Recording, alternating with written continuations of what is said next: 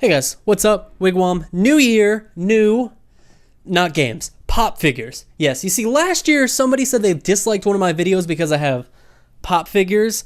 And to that person, I'd like you to meet my two newest pop figures. I named them after you. The first one's name is Fuck and the other one is You. And I also got this. I call it a model recreation of letting people enjoy things because nobody cares about your dumb opinion. And this one's just Todd from BoJack because I like Todd. He's cool.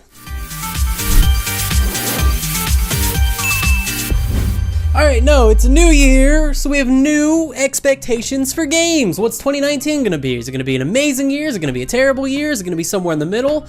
I can't tell you that right now, but I can go over all of the exciting things that we know are being promised to come out this year, and that's as much as I'm willing to commit because last year's list had like a 50% success rate of games actually coming out, which is fine because games should take however long they need to be good. So we're gonna start this year's list off with a quick lightning round of last year's games that didn't come out but were on the list of games that were supposed to come out in 2018, but now are probably gonna come out in 2019. Lightning round. Tunic. It's like an isometric Zelda game where you play a fox. Adorable. Ori and the Will of the Wisp. It's the sequel to the gorgeous Metroidvania from 2015. Exciting. Spelunky 2. The long-awaited sequel to one of the indie games that helped launch the movement. Punishing. Wargroove. A tactical RPG in the style of Advance Wars. Intelligent. Knights and Bikes. A cooperative action-adventure game with hints of the Goonies and undertones of Secret of Mana. Nostalgic and delicious. Flynn, Son of Crimson, an action-adventure indie game with impactful combat. Powerful. Eagle Island, an action-adventure game where you use your pet owls for combat and puzzle solving. Owlrific. Super Meat Boy Forever. The over-the-top punishing meat-based action is back, now with auto-runner controls. Enraging. Bloodstained, Ritual of the Night. It's basically Castlevania. Edward Cullen. Children of Morta. A visually stunning roguelike with incredible variety of gameplay. Stunning. Super Burrito Galaxy. It's weird, and I really don't know how to describe it. Bizarre. Now rolling on to the new stuff. I'm gonna start with Nintendo because, well, I'm a big Nintendo shill and I love them. It's no secret that Nintendo kind of shot their load a little early on the Nintendo Switch. I mean, the 2017 release year was incredible, and then in 2018, when we did have Smash Bros, the next two best games were respectively a port of a Wii U game and a remake of a Game Boy game. So, what's up for 2019? Yoshi's Crafted World, a sequel to Yoshi's Woolly World, but only spiritually, maybe? It's scheduled for Q2 in 2019. I mean, it's a Yoshi game, so expect it to be adorable and non-threatening, like one of those small bunnies or one of those cats with the short legs. And also like those cats with the short legs, expect the novelty to wear off quickly and to be left with a feeling like what you got was pretty subpar. Maybe you should have just gotten a normal cat. The metaphor here is you should have gotten a normal platformer. Basically, I'm saying you should have played Celeste. And even if you played it, you should play it again. Pokemon, not Let's Go this time, but a real Pokemon sequel. Nintendo's moving a lot of their Game Boy games to the Switch. It seems like the handheld and console markets have finally converged, which we've talked about for a long time. It's pretty exciting. So games like Pokemon are being forced onto the mainstay console now. We don't really know much about it. I would guess, based on the fact that we've gotten like no trailers or information, the earliest release we could probably see would be around Christmas time. My guess is much like Smash Bros was in 2018, Pokemon will be the big Christmas blockbuster game that Nintendo releases for 2019. Expect new Pokemon, a new world to explore, and probably it's gonna look a lot like Let's Go. There's also a new Animal Crossing game. Much like Pokemon, we don't really know much about it. Again, I would say you could probably safely expect this game to be released between October and December in that Christmas like pre-time period. That's where Nintendo makes the big bucks. There's also Luigi's Mansion 3, which was announced, and man, Nintendo just doesn't like to give us any information about these games at all, do they? We've also got Town, a game by Game Freak. Yes, the Pokemon people. They're making their first non-Pokemon game. Don't fact check that, because I'm not sure. But it seems pretty cool. It's an RPG where you fight monsters, but not pocket monsters. And you're in a town, but not Pallet Town. And then, you know, it's just, they're just making an RPG. I mean, it'll probably be fun. There's also Fire Emblem Three Houses. It's been delayed once already, but things are looking pretty good for a 2019 release. And this will just be Fire Emblem that looks better, so, I mean, it'll probably be good. I'll probably pick it up.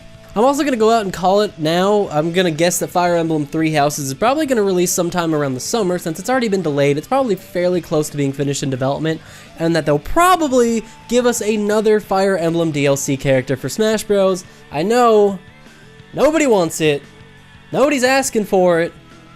It's gonna happen. I'm sorry, it's just best to accept it now, get it in your brain, and then it won't hurt as much. It'll still hurt a little bit, but it won't hurt as much. Bayonetta 3, Sexy Witch Gun Lady is back. The Nintendo exclusive guaranteed to emotionally scar at least a few children when their parents inevitably don't understand that all Nintendo games don't equal family-friendly games. Also got Metroid Prime 4. Maybe. They've only shown a logo, so again, they could start releasing trailer information now for a possible Q4 release. They have a lot of ground to cover. I have an idea that while they said 2019 to expect this game, this will probably be a 2020 game. And my surprise picks that aren't official in any way, but I'm just calling it ahead of time because I think I'm going to be right on these. Pikmin, either a port of the Wii U 3 or Pikmin 4. They've been talking about having the next Pikmin game ready for a while now. We don't know if that means it's another Pikmin main game or if it's like a port or whatever that is, but they've been porting a lot of Wii U games to the Switch, and I'm thinking it'll be Pikmin 3 on the Switch. Also, Skyward Sword remake. There's been a lot of buzz about a Skyward Sword remake, and pretty much like 9 times out of 10 when there's a lot of buzz about Nintendo making some kind of HD Zelda remake, it usually pans out to be correct. It's almost always happened. So I'm thinking Skyward Sword on the Switch with its motion controls or something chopped out. I don't know. I'm thinking about making a video about how that game could actually be incredible, because there's a lot of good in that game just buried under a layer of terrible controls and annoying Fee. So maybe I'll make a video on that. Alright, that wraps up Nintendo. So what are Sony and Xbox up to? Well, they don't really have that many exclusives, but they're both probably going to be releasing new consoles this year. Xbox has announced the new console is in the works. It'll be out either in 2019 or 2020, so they may push for a Christmas release this year. And whatever they do, Sony's going to want to follow them. Sony does not like being late to market, so they will bump up whatever console development they have in the works too to match up with the Xbox. So congratulations, we're going to be stuck with new console wars. I want everybody to take this moment to remember what it was like the last time we went through this, when you were promised all of these fancy things and Xbox shit the bed with their DRM and they made what was basically an overpriced Google Chromecast. Just keep that in mind as we go into this next bout of console wars. They look shiny, they look exciting, they're gonna be a ripoff. Don't buy them, only buy new Nintendo consoles. Nintendo shill here, give me my money. Let's go over some indie games. You know we gotta cover the indie games on this channel. We have Untitled Goose Game. Yes, that is the actual name of the game, and yes, it is a game where you play as nature's largest butthole of an animal, the goose. This game looks like the perfect blend of indie humor and novelty, and hopefully it translates well into a full game. We've also got Psychonauts 2. It's a Kickstarter game, so it'll almost definitely not be coming out this year. All Kickstarter games are legally required to take at least 3 years of delays alone on top of whatever the initial development was. So I'm thinking this game will release probably in 2020. The year 2020. Also coming out, Sable, a really visually stunning, unique style indie game. It's got a cool trailer with some groovy ass music. It takes place in an intriguing, mysterious, post-futuristic world. Check, and check. Yeah, this game pretty much made for me. These are pretty much all the things that I like, so. Because I'm a giant hipster, all right? Look, I said it so you don't have to. We've also got Phoenix Point from the creator of XCOM. It's a new strategy alien game. If you like the XCOM style strategy games, this is gonna be the perfect game for you. And if you don't, then you might still enjoy it. You'd be surprised. Some of those games are really good if you haven't given them a chance in a while. Anodyne 2. This one is kind of a personal wishlist item for me. Anodyne 1 was one of my favorite Zelda-like games ever. Totally nails the feel of the top-down Zelda games, and it's set in its own cool little world. The sequel is totally different though. It's going to an N64 style graphics instead of the GBA style graphics.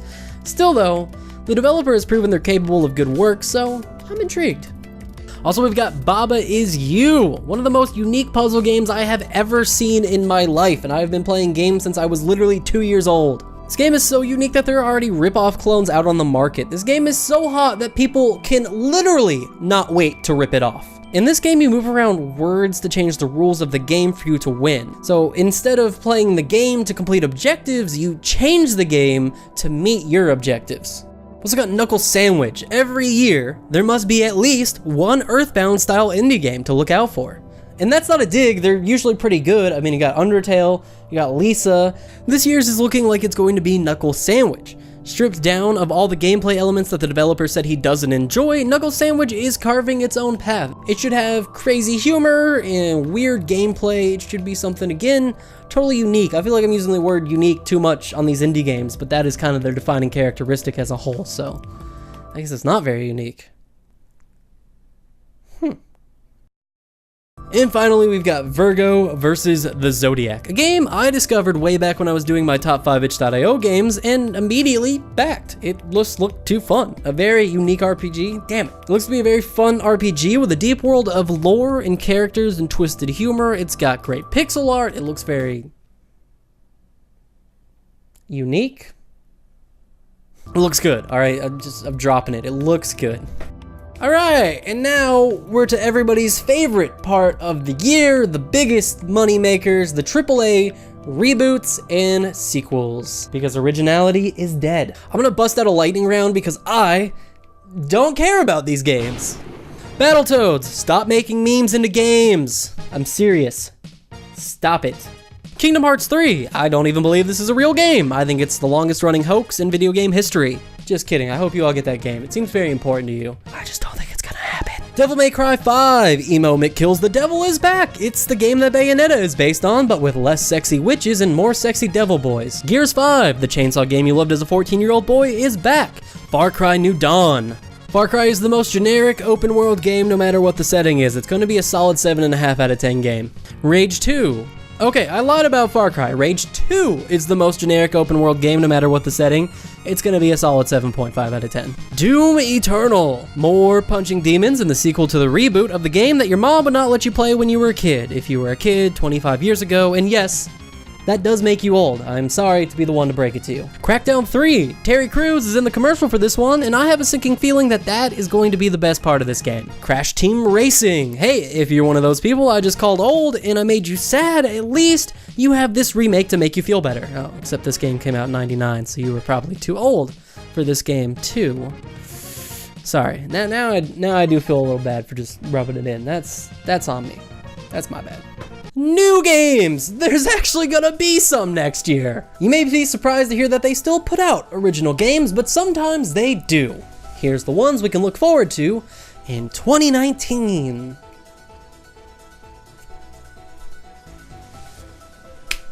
There it goes. There it goes.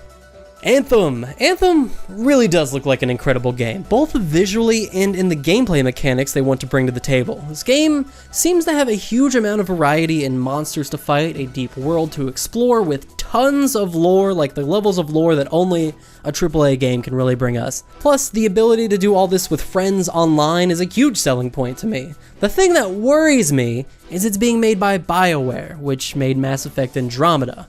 They did also make Mass Effect 2 though, so I'm a little torn. But then there is EA being involved too, which is pretty much all bad. Hashtag boycott EA forever.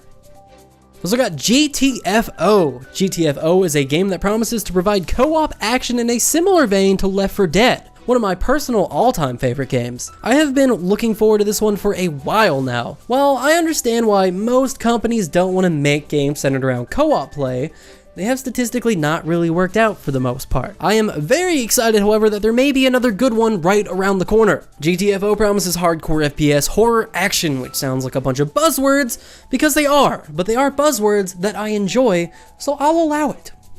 We've also got The Outer Worlds. You may remember the Outer Worlds commercial from the Game Awards as that commercial that took like 5 different digs at Bethesda.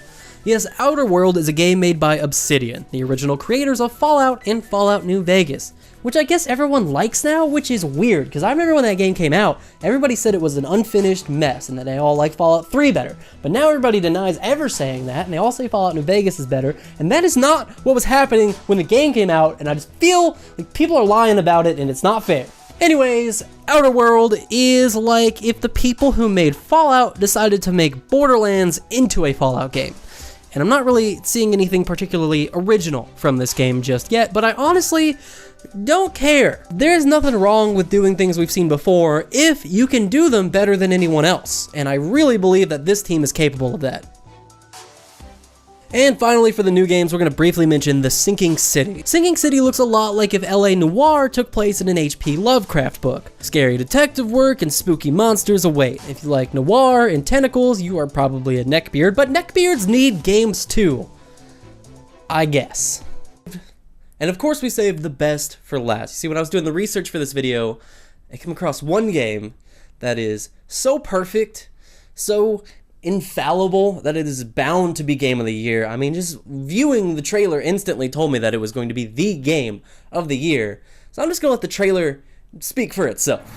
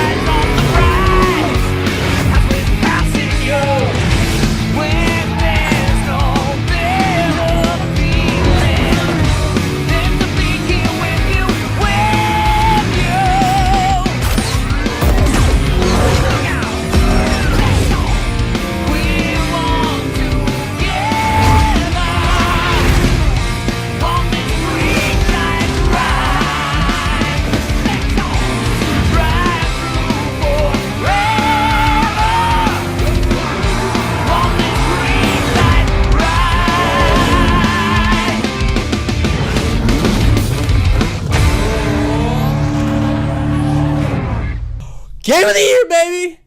Game of the year! But hey, let me know what games you're looking forward to in 2019 and let me know why it's Sonic Crash Racing. That's not even the name. Just subscribe to my channel. This video is over. Smash the like button and punch that bell and ring the like button of freedom. God bless this channel, everyone. I really don't have an outro this time. I'm just